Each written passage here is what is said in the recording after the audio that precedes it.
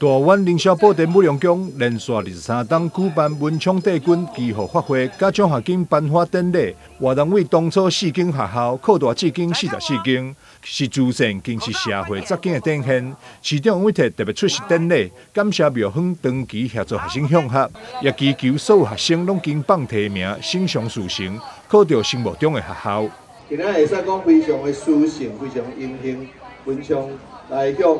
也是咱。玉皇上帝，嘛是玄武上帝，圣诞千秋嘛是咱文昌帝君，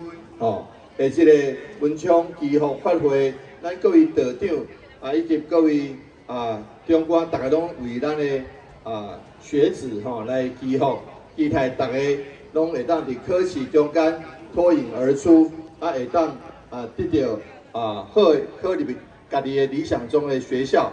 祝大家心想事成。主委王大明表示，这个活动自民国91年开始举办至今，已经迈入第23档，不仅肯定学生努力，更是呼应联合国永续发展目标 SDGs 多项指标，展现民间宗教团体甲市府、学校之间合作力量。王大明进一步指出，现场除了学生领取奖学金，嘛有过状元桥顶仪式，不仅为学生祈求金榜题名，也为这场人士祈愿仕途高升。记者张秀仪采访报道。